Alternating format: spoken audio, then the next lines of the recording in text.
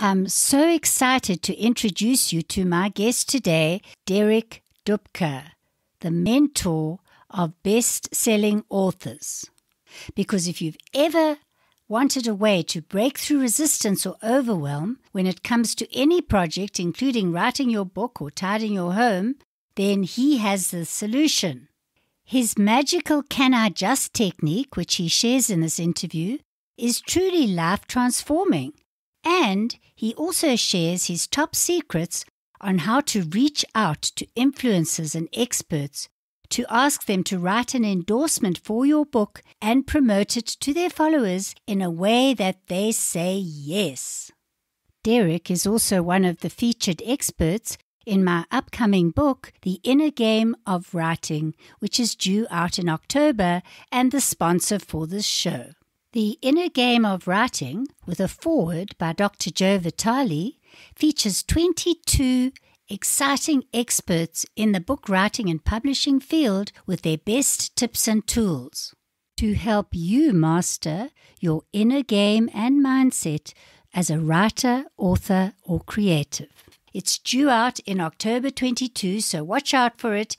It's the most exciting project I've done in a long time. Now let's meet Derek. Hello and welcome to the Write the Book Inside You podcast. Tips, tools and interviews for coaches and healers like you who want to write a non-fiction book to boost your visibility, clients and cash flow while making a difference. I'm your host, Carol Westmore, a multi-published author and energy psychology tapping book coach. Now let's jump into today's episode. Hello, Derek Dubke. My guest today went from being a broke valet parker to a best-selling author. He sold over 75,000 books using free and low-cost marketing strategies. He now shares these strategies with authors through workshops, courses, retreats, empowering them to turn their passion for writing into a thriving business. And that's exactly what he's going to share with us today, the inner game of getting that right. Is that so, Derek? Welcome. That's so. Thank you for having me, Carol. Derek, could you give us the 30,000-foot view of your career, your life, bringing you and your work, bringing you to where you are today? Yeah, so 30,000-foot view. I started out, did not expect to be an author or a writer. My whole dream was to become a rock star. And so I got my degree in music in Nashville, Tennessee, and moved out to LA to become a rock star. Played in a rock band. It was awesome. So had a lot of fun with that. At the same time, I was broke, sleeping on an air mattress, valet parking cars. And I also had this passion for entrepreneurship. As I got into personal development, I go, I want to take my talents, my knowledge, and turn this into a business. I was also into health and fitness, got into health and fitness writing, blogging, YouTube videos. Since this is the 30,000-foot version, keep it brief and say that my first few books did not sell that well. I checked the sales stats. My first book that I published on Kindle sold 2 copies in that first month. And I think 1 copy was to my mom.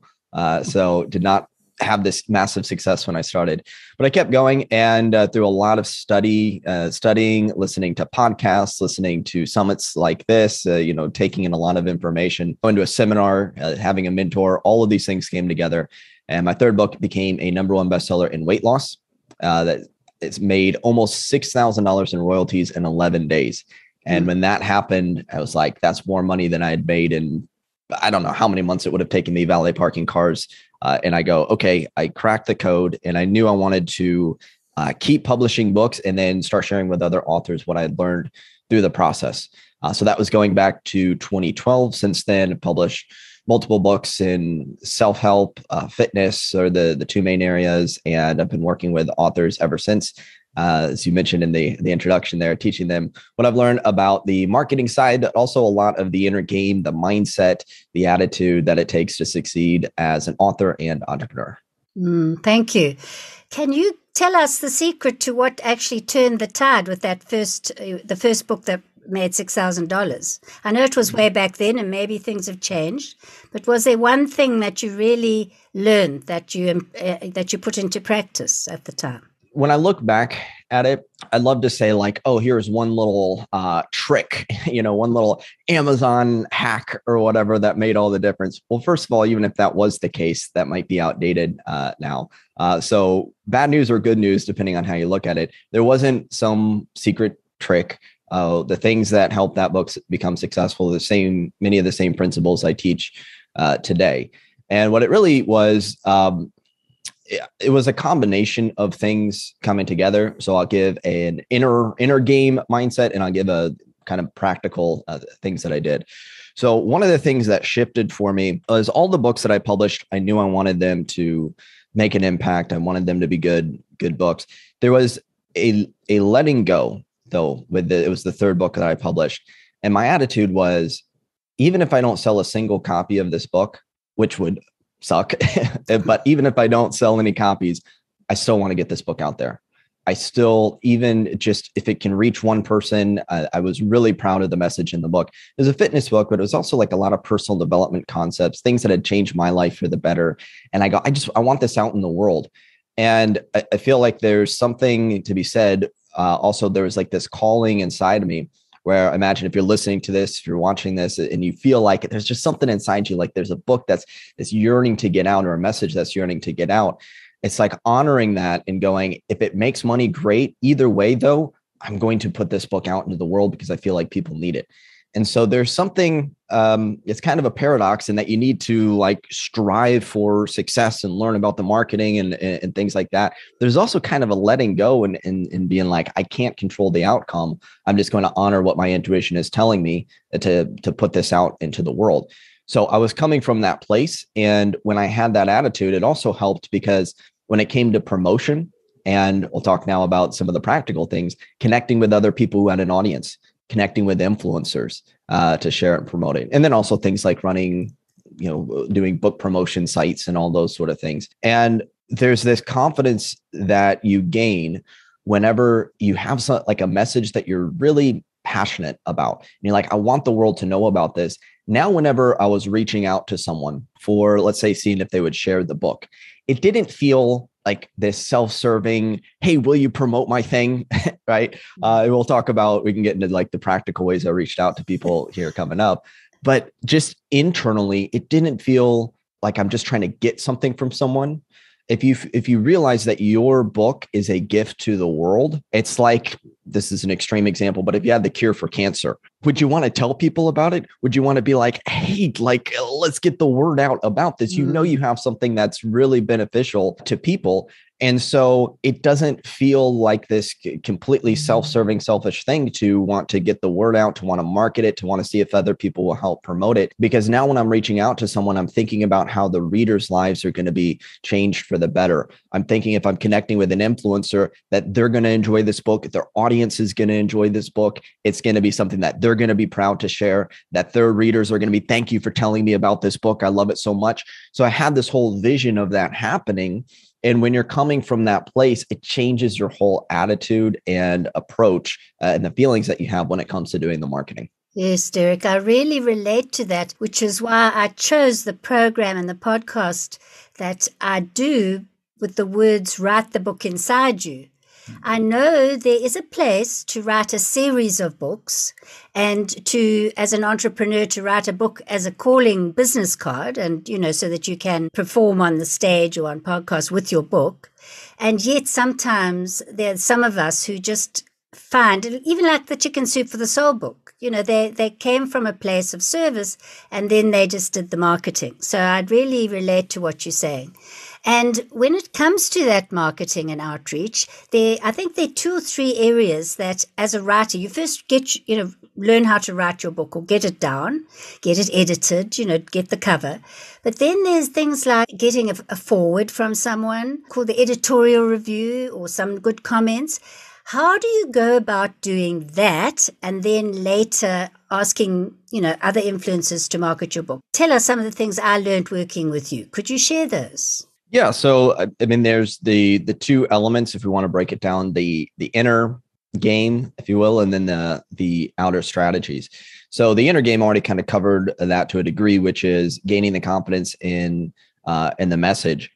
And one of the ways that helps with this is it's kind of a chicken or the egg scenario, which comes first, especially when it comes to reviews. Like you need to get people to review your book in order to sell it and get it out there. But you also need the reviews in order to sell the book. So do you sell it first and get reviews, or do you get reviews and then sell it? And it's kind of like which one comes first. But I'll say that part of the confidence is getting your book, your manuscript out there to people, just for them to say, hey, this book, I enjoyed it. This changed my life. You know, that's kind of a cliche thing to say, but here's how it impacted me. Here's how it helped me. So getting some of that early feedback. I know we're talking about how do you get that early feedback, but even if it's from friends or people that you know that are close to you, more for the validation. So that way, if imposter syndrome is creeping up, like who am I to write a book? Is anyone going to enjoy this? I had a lot of those feelings when I started, and it still comes up. And one of the things that helped me was just hearing from other people. They would come to me for advice, and I'd share something with them, and they'd be like, oh, that really helped. And it's like, oh yeah, people do want to hear from me. And the big thing to realize is that, especially if you're nonfiction, you might be sharing something that has been said a million times before. Remembering someone needs to hear it from you, the way that you have to say it, with your background, with your experience. And sometimes it's just they've heard it 87 times, but they need to hear it for the 88th time. And you're the one that says it right then when they need it most. And recognizing that that's part of your role to play. And so getting that external validation and feedback is key. Practically speaking, how do you reach out to people? How do you connect with them? Well, it does take some of that confidence in yourself then and in your work to go, okay, I do believe this is valuable, because the framing of it is not, here's my book.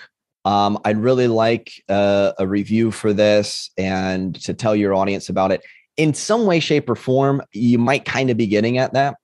But the whole attitude and approach is, how is this going to help the person, right? So how might they and why might they enjoy this book? It's all about them. Or why might their audience, if you're connected with influencers, here's how it might be a fit for their audience. We can go to some specific examples or share some things that, because we've worked together, if you want to share some things that have been helpful for you, Carol, that you've learned from me. But that's the whole idea. Well, and I'll give you.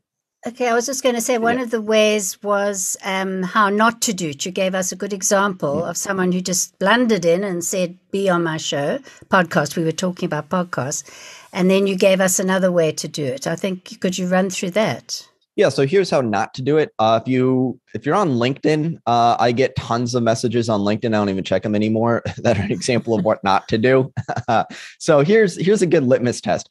If you could take a message and share it with anyone else, word for word, then that usually doesn't work. Here's what I mean by that. I get something, whether it's pitching me to review a book, pitching me to be on a show. It's like, hey, I checked out your URL. I really like the work that you're doing. It's great. I have this new book out. I'd love for you to check it out, blah, blah, blah, blah, blah. So why is that an issue? Well, it just reads like something that they copied and pasted out to 1,000 other people, right? Even if there's a compliment in there.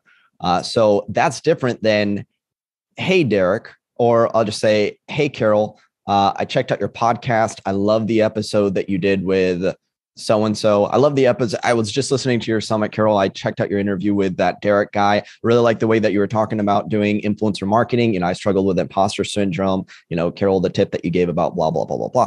Right. So now you go, okay, this person has clearly checked out. It doesn't have to be a long, elaborate thing. But if you're reaching out to, let's say, a reviewer, you might mention another review that you read of theirs. If you're reaching out to a blogger or an influencer, you know, join their email list. It sounds common sense when you explain it out, but join their email list, check out some of their posts, their videos, their different things. Give them a sincere compliment about why you're reaching out, what you like about them, what you like about their work. So that's one of the biggest things, like the instant delete versus the I'm actually going to read this further when it comes to a message, is if I'm looking through it and I go, oh, they just blasted this out to 1,000 other people, or even if they didn't, it reads like they did, versus they took at least 20 seconds to personalize this message. They've actually checked out my work. That is one thing that you can do that will instantly make you stand out. As strange as it seems that more people don't do this, you'd probably be in the top 5% of people if you actually just take the time to personalize the message. That is a beautiful tip. And we don't automatically realize that we're reaching out to a person who needs a validation. Even if they've got 1,000 reviews, they like to hear, your take on what you enjoy about them, or their email that they sent. Just hitting reply. Do you find that when people hit reply to your emails, it means something to you? Because you're a great email, which gets us into the next area of developing regular fans and an email base. What do you suggest about that, emails? Yeah, that's a great tip, and that is responding to people's emails. Right. So if we go back a bigger picture in terms of your approach. I know some people want to look for like the magic script when it comes to reaching out to an influencer or a book reviewer or whoever it is that you want to connect with. And to me, I go, there's a lot of different words that you can use, a lot of different scripts. I go, what are the principles? Make it about you. When I say make it about you, I mean like your unique approach, not rather than just some, I got this script from someone else. Your attitude when you go in there is, what can I give? Not what can I get? This is the biggest thing. I constantly emphasize this message because you think, what can I offer to this person? And I know that the question that's going to come up for a lot of people is, well, I'm just starting out. I don't have anything to offer them. I don't have a big audience. I'm not able to promote them the way that they could promote me. But it goes back to this idea, even just that sincere compliment, even just replying to their email, like you're saying, and letting them know what you appreciate about what they're doing, validating the work that they do. That in and of itself can make you stand out. Now, if I get someone, I can tell you, if someone reaches out to me and I've never heard from them before, I can still respond sometimes to a cold pitch if it's done well, right? If they're doing all these other things that I'm sharing here today. It definitely goes further if I've heard from this person. If it's not the first time that they sent me a message, if I've seen someone in a Facebook group or responding to my emails or things like that. So absolutely, if you're going to connect with someone for any purpose in business, I would recommend being on their email list if they have one. Responding to it. And then I'll give another more practical kind of strategic technique thing that you can do. And that is record a personal video introduction and 1 to 2 minutes face to face. It'd be like, hey, Carol, I'm a big fan of your podcast. I just listened to your episode with so-and-so, blah, blah, blah. Just a quick video introduction to the person.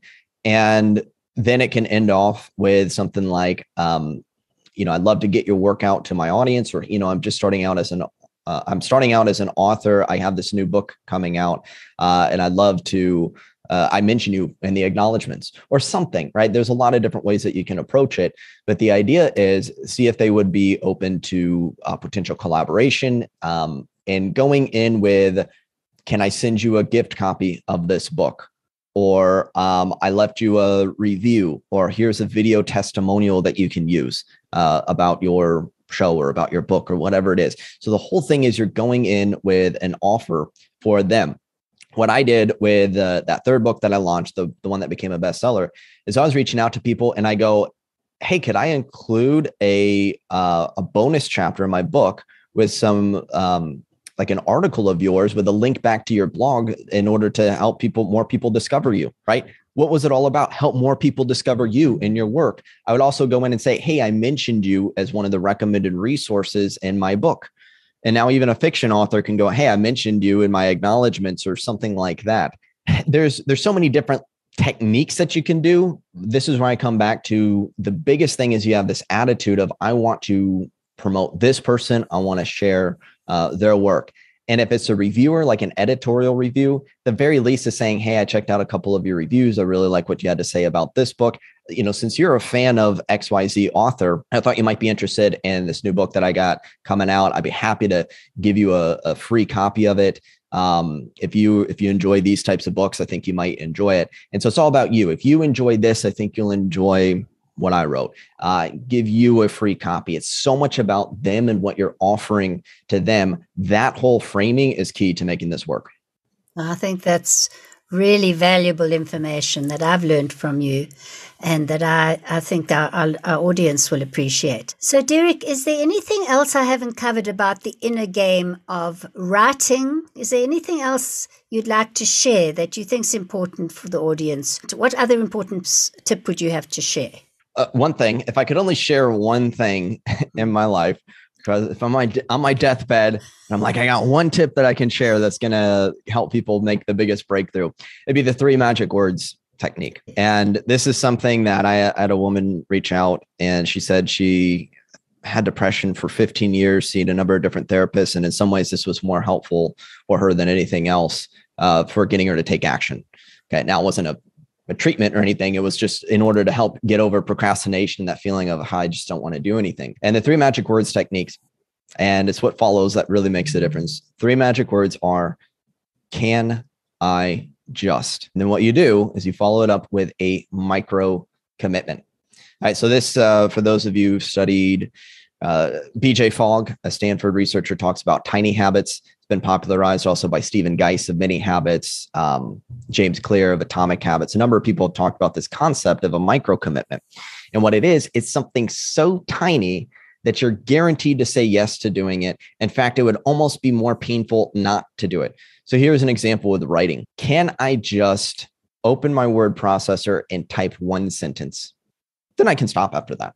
So if someone's putting off writing, they go, I really should be writing right now, but I feel like watching YouTube videos instead. It's like, okay, that's fine. I can watch YouTube videos in a minute. Can I just open my word processor and type, maybe it's 1 paragraph, maybe it's 1 sentence. Some people, can I just open my word processor, look at the screen for 5 seconds and then close it down? Right. And it might be like, what's that going to do? Like that's pointless. You're not going to accomplish anything by that. The key thing to understand is momentum generates motivation. So what happens is if you can just get yourself started, then you can ask yourself the question again, can I just do a little more? And there's a few ways to adjust these micro commitments. First of all, I'll give an example that's not writing related, just to show how it applies in different contexts. If I go, okay, I want to clean my whole home, that could be overwhelming. I was actually talking to an author client about this, and it's like, oh man, everything, I got this whole house to clean. And then it's like, can I just not even clean the whole house? Could I just focus on this one room? That's too much. Can I just clean this desk? That's too much. Can I just clean this corner of the desk? That's too much. Can I just take this one piece of paper, file it away, and then I can be done? It'll take me 10 seconds. I can be done after that. But what's going to happen? You take the one piece of paper, put it away. It's like, well, why am I going to stop now? I might as well just, okay, I got a couple more. I might as well file that away. Then you get the corner of your desk is clean and you feel this dopamine and this sense of accomplishment. And you're like, well, I can do a little more, and you do a little more. And if you've ever had this experience where maybe there's something you didn't feel like doing, maybe that could be writing, maybe that could be doing some outreach, and you're kind of putting it off and procrastinating. Then you got started, and next thing you know, you kind of get in a roll. And if that's ever happened with writing, where it's like, maybe you tell yourself you're going to write for 5-10 minutes, then 30 minutes go by or an hour. And it's like, you just get in the zone and you keep going. Well, it's like, instead of trying to go, okay, I need to spend an hour and do a really productive writing session, you actually lower the bar. And that can seem counterintuitive, especially for the high achievers, the perfectionists out there. It's like, lower the bar, give yourself a smaller starting point, and then allow yourself to do more if you choose. And Tim Ferriss talks about this with writing. His goal was 2 crappy pages a day. Mm-hmm. And the key thing is there's the 2 pages, which isn't, a ridiculous amount. It's very manageable. But what I really like is he said crappy pages, because he had he actually lowered the bar for the quality. And this is especially important for, again, those who have perfectionistic tendencies or things like that, is you lower the bar. And the whole idea is obviously not to publish a book that's filled with, crappy writing. But the idea is understanding that you can start there. You give yourself that as a minimum, then you can always improve upon it and allow yourself to go even further. So I could spend a whole, 3 hours talking about the psychology of this. You're asking yourself a question rather than giving yourself a command. You're making a micro commitment. I'm just going to give you the high level thing. 3 words. Can I just? Micro commitment. Here's the 2 key things to make this work. It will 100% work if you follow these next two guidelines.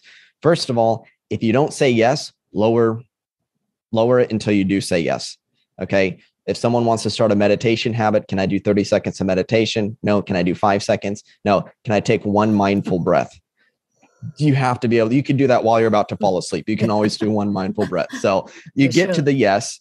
And then the second thing is, this is key, acknowledging yourself for it versus, yeah, I wrote 2 crappy pages, but I could have done more. Look at these other authors that are so much better than I am. I had a friend, she's like, yeah, she had worked so hard on her book. She finally got it done, overcame all of this inner challenge to get her book done. And then she looked around and was like, yeah, but I know some people who've like published 5 books or 10 books. I just have my one book. It's just she caught herself. She had some other people that help point it out, but it's like, oh yeah, that is an accomplishment, right? So it's key that you then go, you know what? I did a little bit more than I had planned on doing, or I did something instead of nothing. That's a win. Pat yourself on the back. Great work, and be okay with doing a small amount and then building it up from there.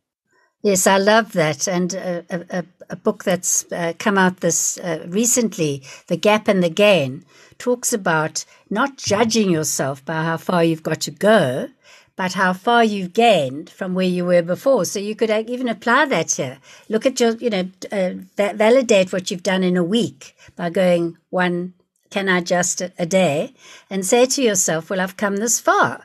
And it's a wonderful way to celebrate as well and to acknowledge. So thank you, Derek. That's very valuable to all our writers, creatives, anyone in the field of pitting themselves against themselves when it comes to their work. Yeah, one quick thing on that it reminded me of is you're talking about over a week, this idea that especially at first, when it comes to building a habit, consistency at first, when you're starting out, consistency is more important than quantity or sometimes even quality. Now, that's not the way it is in the long term, but in the short term, to build up that habit, to keep yourself doing a little bit of writing each day, to keep it top of mind each day, even if that's only a minute, 5 minutes, 10 minutes a day, that can be more effective of 10, 15 minutes of writing a day, keeps you in that momentum versus not writing for a week or two. Then you feel like this pressure, like you got to get a ton done. And then you take a long break, and those, big ups and downs can be more disruptive versus just doing a little bit every single day and keeping that consistency. Thank you. So is there a quote you'd like to end on, and then tell us where we can find you on the internet? Sure thing. So you can find me at bestsellersecrets.com. So you get a free book, Why Authors Fail. So you get a free ebook at bestsellersecrets.com. It's also where you hear from my emails and things like that. As far as any, final takeaways, one of the things that made a big difference for me, especially tying into confidence, inner game, but also I'm going to phrase it like this: one hand up, one hand down, one hand up, one hand down. What does that mean? Something I heard from someone share it with me, and they said, you always have one hand up to someone who's further along, mentors, guides, coaches. They can show you the things that you don't know. They can give you the confidence whenever I'm feeling like I'm not sure about myself. But I have people that I can reach out to who can help me with this, who can guide me. Then also one hand down, meaning there's people who are not as far along as you. There are people who are just getting started. There's people, even if you've just started writing your book, there's people who haven't even started yet, and they're not even sure they can do it. And you have insight and wisdom that you can share with them. And so keeping this perspective, this is also important, because if you're only looking at people who are further along than you, that can be motivating to a point, but can also be a bit intimidating. And if you're looking at people who go, oh yeah, there are people who are not quite as far along as I am, whether that's as an author or that's in what you teach as a coach or a guide or a mentor yourself, then you look at the people who you have that you can serve, that you can help. And so you're constantly in the state of serving others and helping lift them up, while at the same time being willing to receive help and guidance from other people. So I'll leave you with that: one hand up, one hand down. I love that, Derek. Thanks for joining me on today's podcast. Want a free gift to inspire you further on your book writing adventure? My free checklist, 5 book hook tips to kickstart your book writing journey, will help you get clarity on the key essentials to make your book a winner. Download it at writethebookinsideyou.com/free gift. The links are in the show notes. Until next time, a big virtual hug, and keep writing.